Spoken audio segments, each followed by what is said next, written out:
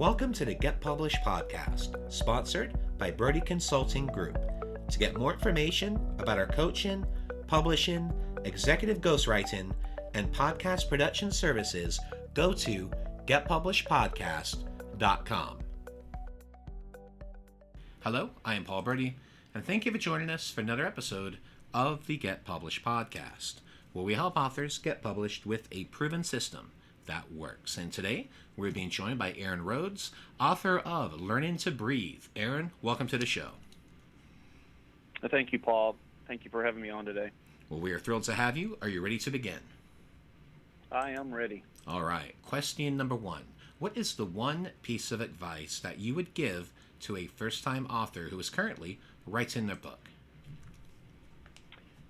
You know, the advice I always give to authors that are starting out is just to stick with it. So many people start out with a great idea and start writing and don't realize how hard of a job it's going to be to stick to writing it and getting it from start to finish, and then even the editing process. As you well know, it's I've reread these books so many times, and I've written one that you have to really be able to be committed to stick with it. And that's all the advice that I would give someone when they're writing, is prepare to set a goal and stick to it. And what do you feel is the hardest part about getting published?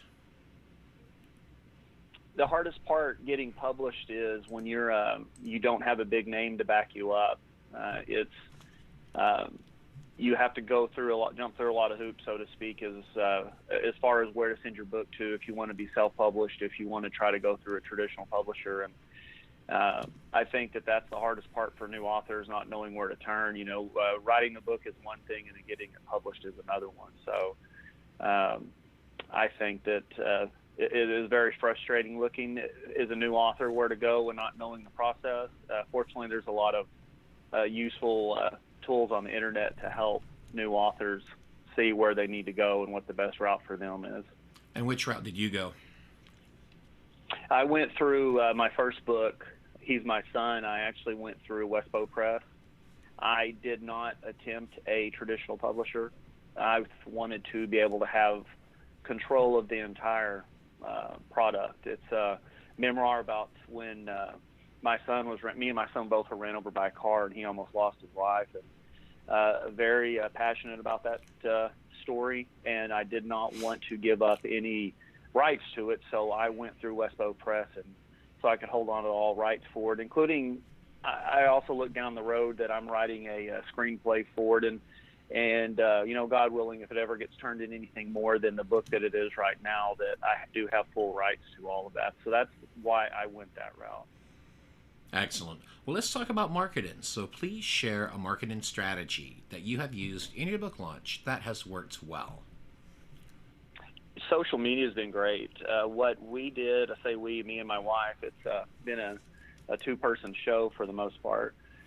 We got onto Facebook and Twitter and Instagram and have used every tool that they offer, because they have some excellent tools, especially on Facebook, to create pages, and then from that page to grow it, you can promote it.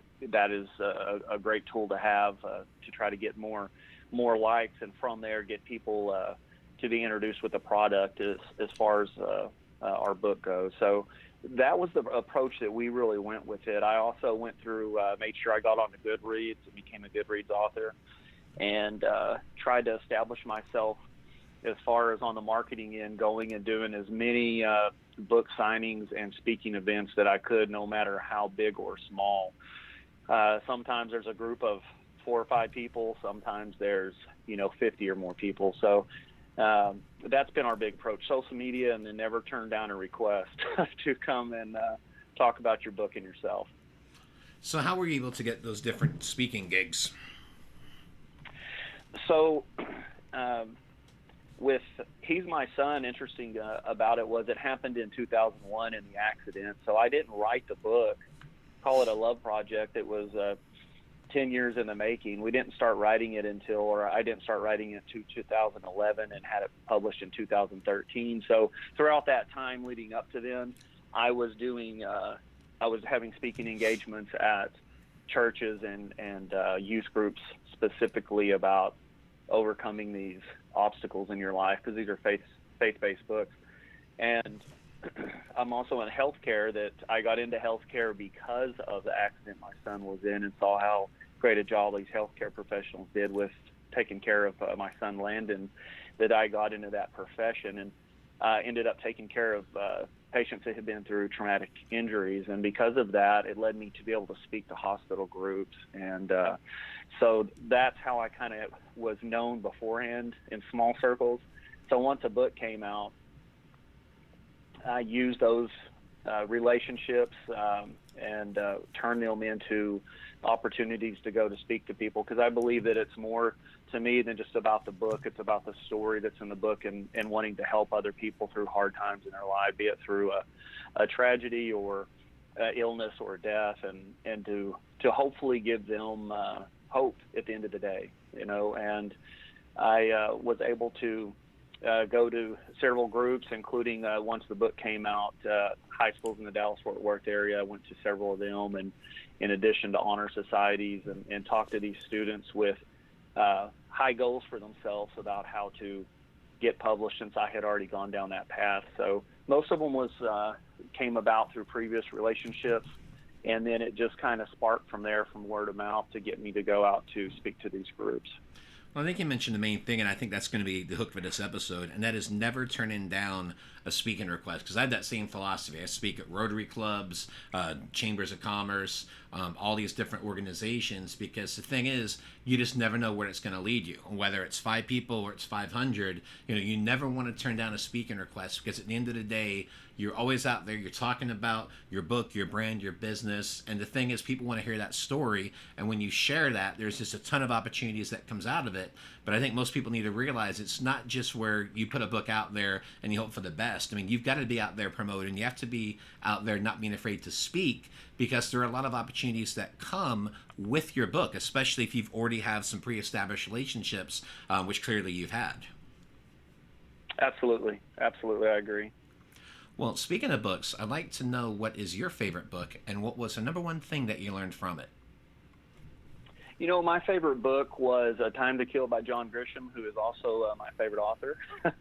And, what I love about John was that he was an independent author, and he went around and pushed his book, like you were just mentioning. He drove all over the place to promote that first book and to get it out there and his name out there. And I think at one point in time that he had the most sales as an independent author, and he really inspired me on that route once I started going down this path of becoming an author. And what I love about that book was overcoming adversity, and I'm going to call it humanity winning at the end of that. It's a very powerful story and a very emotional story, and I think the ending in it was something that I'll always remember, that through everything that the family had been through, to come together at the end like they did, that was very special to me.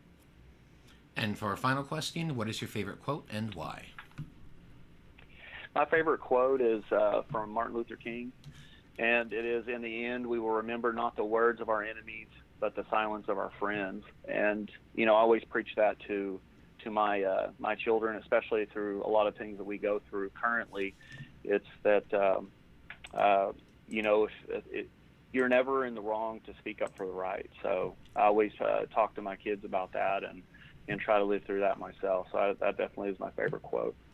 Aaron, I want to thank you for being a guest on the show. What is the best way for people to find you online? The best way to find me is through aaroncrhodes.com. My books, there's a link for my books on that page, and also a request if you want me to come speak to their group. Well, Aaron, thank you once again for being on the show, and I wish you all the best in your author journey ahead. Thank you, Paul. Same to you. Thanks again for joining us today. To learn more about how to get your book published with a proven system that works, grab a free copy of my book at getpublishedpodcast.com.